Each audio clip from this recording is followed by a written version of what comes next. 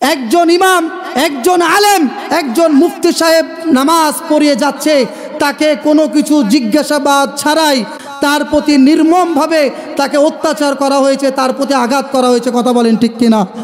এই রকম চামচা যারা রয়েছে, এই রকম এখন পর্যন্ত এই রকম নেত্রীর যেই সমস্ত কর্মী রয়েছে, যেই সমস্ত প্রশাসনের ব্যক্তিরা রয়েছে, তাদেরকে খুঁজে খুঁজে বের করে তাদের যথাযথ শাস্তির ব্যবস্থা করতে হবে।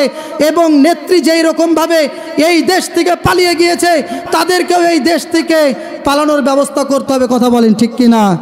আমরা এই দেশে আর কোনো রকমের কোনো স্বৈরাচার দেখতে চাই না। আমরা এই দেশে আর কোনো রকম কোনো স্বৈরাচারের অনুসারী, কোনো রকম কোনো স্বৈরাচারীর এই রকম কর্মী, এই রকম সমর্থক আমরা দেখতে চাই না। কথা বলেন ঠিক কিনা? ওয়ানাশহাদু আল্লা ইলাহা ইল্লাল্লাহু ওয়াহদাহু লা শারীকা লাহু ونشهد أن سيدنا وسندنا وحبيبنا ومولانا محمدا عبده ورسوله الذي أرسله بالحق بشيرا ونذيرا وداعيا إلى الله بإذنه وسراجا وقمرا منيرا فقد قال الله تعالى في كلامه المجيد والفرقانه الحميد শয়তানের ওয়াসওয়াসা থেকে পানাচি। সকলেই জবান খুলে আমার সঙ্গে পড়ুন, আউযু বিল্লাহি মিনাশ শাইতানির রাজীম বিসমিল্লাহির রহমানির রহিম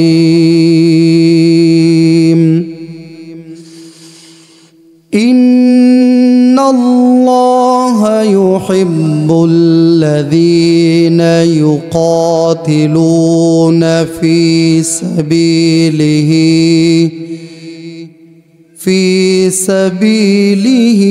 صفا كأنهم بنيان مرصوص وقال رسول الله صلى الله عليه وسلم كل أمتي يدخلون الجنة إلا من أبى قيل ومن أبى قال من أطاعني دخل الجنة ومن عصاني فقد أبى أو كما قال عليه الصلاة والسلام وقال تعالى في شان حبيبه إن الله وملائكته يصلون على النبي يا أيها الذين آمنوا صلوا عليه وسلموا تسليما اللهم صل على سيدنا مولانا محمد وعلى آل سيدنا مولانا محمد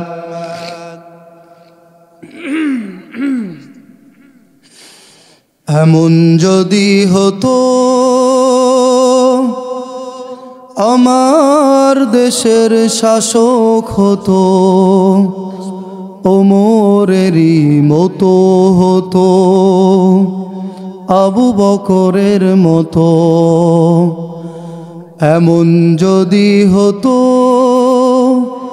আমার দেশের শাসক হতো, ওমরেরই মতো হতো, আবু বকরের মতো।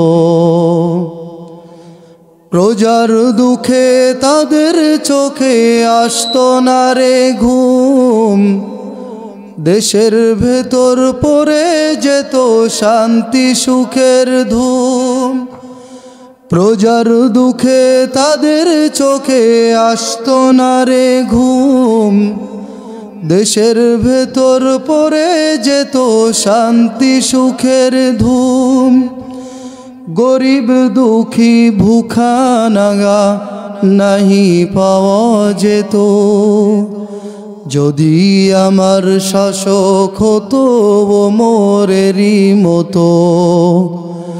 এমন যদি হতো আমার দেশের শাসক হতো, ওমরেরই মতো হতো, আবু বকরের মতো। আলহামদুলিল্লাহ, যেহেতু সময় কম, আমি কোনো রকম ভূমিকা ছাড়াই আলোচনার মধ্যে চলে যাচ্ছি। আমি কোরআনুল কারীমের সূরাতুস সফ থেকে একটি আয়াত তেলাওয়াত করেছি।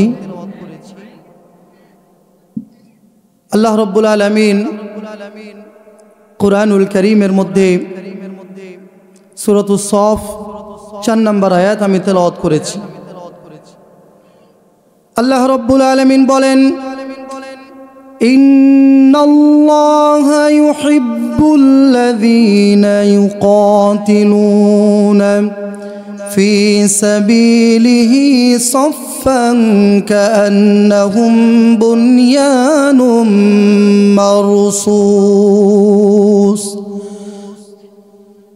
আল্লাহ রাব্বুল আলামিন বলেন, নিশ্চয় আল্লাহ রাব্বুল আলামিন তাদেরকেই ভালোবাসি যারা আমি আল্লাহ রাব্বুল আলামিনের রাস্তায় সংগ্রাম করে সীসা ঢালা প্রাচীরের ন্যায়। আল্লাহ রাব্বুল আলামিন বললেন যে আমি আল্লাহ রাব্বুল আলামিন তাদেরকেই ভালোবাসি যারা আল্লাহ রাব্বুল আলামিনের রাস্তায় সীসা ঢালা প্রাচীরের ন্যায় যারা এরকমভাবে সংগ্রাম করে। আমরাও যদি আল্লাহ তাআলার প্রিয় বান্দা হতে চাই, ভালোবাসার বান্দা হতে চাই, আমাদেরকে আল্লাহ রাব্বুল আলামিনের রাস্তায় সংগ্রাম করতে হবে, তবেই আমরা আল্লাহ তাআলার প্রিয় বান্দা হতে পারব। এই জন্য আমাদেরকে সর্বদা আল্লাহ তাআলার জিকির আজকার করতে হবে। এই সংগ্রাম মানে শুধুমাত্র জিহাদ, এই সংগ্রাম মানে শুধুমাত্র মারামারি মানে লড়াই, এগুলো নয়। আপনি এই সংগ্রাম মানে কঠিন এই শীতের মধ্যে আল্লাহ তাআলার শেষ রাত্রে উঠে আপনি আল্লাহ তাআলাকে রাজি খুশি করার জন্য তাহাজ্জুদের 2 রাকাত নামাজ পড়বেন, এটাই হচ্ছে আপনার সংগ্রাম। আল্লাহ রাব্বুল আলামিন কোরআনুল কারীমের মধ্যে বলেন, হুয়াল্লাযী ইউসাল্লি আলাইকুম ওয়া মালাইকাতুহু লিইখরিজাকুম মিনাজ যুলুমাতি ইলান নূর। আল্লাহ রাব্বুল আলামিন কোরআনুল কারীমের মধ্যে বলেন, যারা আমি আল্লাহ রাব্বুল আলামিনকে সব সময় যারা আমি আল্লাহ রাব্বুল আলামিনকে স্মরণ করে, আমি আল্লাহ রাব্বুল আলামিনেরকে যারা আমি আল্লাহ রাব্বুল আলামিন অনুসরণ যারা করবে, আমি আল্লাহ রাব্বুল আলামিন তাদের উপরে রহমত নাজিল করব। আল্লাহ রাব্বুল আলামিন বান্দাদের উপরে কিভাবে রহমত নাজিল করেন, কিভাবে আল্লাহ রাব্বুল আলামিন দয়া করেন বান্দাদের প্রতি। এক যুদ্ধের মধ্যে বিশ্বনবী মুহাম্মদুর রাসূলুল্লাহ সাল্লাল্লাহু আলাইহি ওয়াসাল্লাম উপস্থিত, সাহাবায়ে কেরাম উপস্থিত। যুদ্ধের ময়দানে একজন মায়ের ছোট সন্তান হারিয়ে গিয়েছে। যুদ্ধ প্রায় শেষ, এই সময় সেই মা তার সন্তানকে খুঁজে পেয়েছে। সন্তানকে মা যখন খুঁজে পেয়েছে, সন্তানকে মা সঙ্গে সঙ্গে বুকে তুলে নিয়েছে। সন্তানকে বুকে নেওয়ার সঙ্গে সঙ্গে সন্তানকে দুগ্ধ পান করিয়েছে। আল্লাহর হাবিব সাল্লাল্লাহু আলাইহি সাল্লাম এই দৃশ্য দেখে সাহাবায়ে কেরামকে জিজ্ঞাসা করছেন, আমার সাহাবীরা, এই যে মা তার সন্তানকে খুঁজে পেল, এবং বুকে তুলে নিল, দুগ্ধ পান করালো। এই মা কি তার সন্তানকে কখনো আগুনে ফেলতে পারে নাকি? সাহাবায়ে কেরাম সঙ্গে সঙ্গে বলছেন, ইয়া রাসূলুল্লাহ, ইয়া হাবিবাল্লাহ, মা তার সন্তানকে কিভাবে ফেলবে? মা তো তার সন্তানকে কখনো ফেলতে পারে না, কারণ মায়ের মধ্যে সন্তানের প্রতি দয়া রয়েছে, ভালোবাসা রয়েছে, মহব্বত রয়েছে। আল্লাহর হাবিব সাল্লাল্লাহু আলাইহি সাল্লাম সাহাবায়ে কেরামকে উদ্দেশ্য করে বললেন, আমার সাহাবীরা তোমরা শুনে রাখো, মা সন্তানকে খুঁজে পেয়ে যেই মহব্বত দেখেছে, যেই মহব্বত দেখিয়েছে, যেই ভালোবাসা দেখিয়েছে, যে করুণা দেখিয়েছে, আমার আল্লাহ রব্বুল আলামিনের নিকট যদি কোনো বান্দা ফিরে আসে, আমি আল্লাহ রব্বুল আলামিনকে ভালোবেসে যদি কোনো বান্দা তার নিকট চলে আসে, মা যেই মায়া মহব্বত দেখিয়েছে তার চাইতে কোটি কোটি গুণ বেশি মায়া মহব্বত দেখিয়ে আল্লাহ রব্বুল আলামিন বান্দাকে আরও তার নিকটবর্তী ভালোবাসার পাত্র করে নেয়। সুবহানাল্লাহ। এই জন্য আমার ভাইরা, আমাদেরকে সর্বদা আল্লাহ তাআলার প্রিয় হতে হবে, আল্লাহ তাআলার গুণগান গাইতে হবে, তবে আমরা কামিয়াব হতে পারবো, তবে আমরা আল্লাহ তাআলার প্রিয় বান্দা হতে পারবো। এখানেই শেষ নয়, আল্লাহ তাআলা আমাদের উপর রহমত নাজিল করবেন। এরপরে আমরা যদি আল্লাহ তাআলার ইবাদত করি, আল্লাহ তাআলার দাসত্ব করি, আল্লাহ বলেন ওয়া মালাইকাতুহু, ফেরেশতারা আমাদের জন্য দোয়া করবে। এক নম্বর আল্লাহ রাব্বুল আলামিন দয়া করবেন। দুই নম্বরে আল্লাহ রাব্বুল আলামিন দয়া করে শেষ করে দিবেন না, ফেরেশতারাও আমাদের জন্য দোয়া করবেন। তিন নম্বরে কি করবেন? আল্লাহ রাব্বুল আলামিন বলেন লিইউখরিজাকুম মিনাজ-যুলুমাতি ইলান-নূর। আল্লাহু আকবার।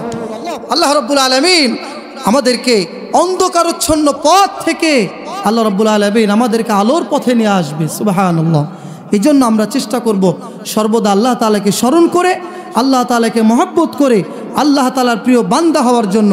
তাহলে আল্লাহ আমাদের উপরে দয়া করবেন, ফেরেশতারা আমাদের জন্য দোয়া করবেন, ফেরেশতারা আমাদের জন্য দোয়া করবেন, এবং স্বয়ং আল্লাহ রাব্বুল আলামিন আমাদেরকে অন্ধকারচ্ছন্ন পথ থেকে বের করে নিয়ে আল্লাহ রাব্বুল আলামিন যে আলোর পথ, হেদায়েতের পথ, সঠিক পথ, এই পথ আল্লাহ রাব্বুল আলামিন আমাদেরকে ফিরিয়ে নিয়ে আসবেন। সম্মানিত উপস্থিত, আমার সময় শেষ। আমি সর্বশেষ যে কথা বলছি, আমরা যে কুরআনুল কারীমের পক্ষে রয়েছি, কুরআনুল কারীম দিয়ে যে আমরা কথা বলছি, মৃত্যুর আগ পর্যন্ত আমরা এই কুরআনুল কারীমের পক্ষে, এই কুরআনুল কারীম দিয়ে আমরা কথা বলে যাব ইনশাআল্লাহ। এই কুরআনুল কারীমের নিকটবর্তী যারাই হয়েছে, আল্লাহ রাব্বুল আলামিন সবাইকেই জিরো থেকে হিরো করে দিয়েছে। কথা বলেন ঠিক কিনা? কিছুদিন পূর্বেও এই কুরআনের কথা এই রকম মজলিসে, এই মাহফিলে আলেমদেরকে বলতে দেয়া হতো না। কথা বলেন ঠিক কিনা? একটা সময় রয়েছে, দেখবেন এখন তো আল্লাহ রাব্বুল আলামিন স্বাভাবিক করে দিয়েছে, এখনো কিছু পাঁচটা গোলাম রয়েছে, এখনো তাদের অনুসারী কিছু রয়েছে, যার নেত্রীর যখন যার নেত্রীর যখন আপনার এইরকমভাবে রায় ঘোষণা করা হয়েছে, নেত্রীর রায় শুনে সেই রকম কর্মীর পাঁচটা গোলামদের তাদের মাথা নষ্ট হয়ে গেছে। কথা বলেন ঠিক কিনা? এইরকমভাবে 32 নম্বর বাড়ি কে ভাঙতে গেল, কে কি করতে গেল, এই সমস্ত দেখা দেখি নাই। একজন ইমাম, একজন আলেম, একজন মুফতি সাহেব নামাজ পড়িয়ে যাচ্ছে, তাকে কোনো কিছু জিজ্ঞাসাবাদ ছাড়াই তার প্রতি নির্মমভাবে তাকে অত্যাচার করা হয়েছে, তার প্রতি আঘাত করা হয়েছে। কথা বলেন ঠিক কিনা? এই রকম চামচা যারা রয়েছে, এই রকম এখন পর্যন্ত এই রকম নেত্রীর যেই সমস্ত কর্মী রয়েছে, যেই সমস্ত প্রশাসনের ব্যক্তিরা রয়েছে, তাদেরকে খুঁজে খুঁজে বের করে তাদের যথাযথ শাস্তির ব্যবস্থা করতে হবে।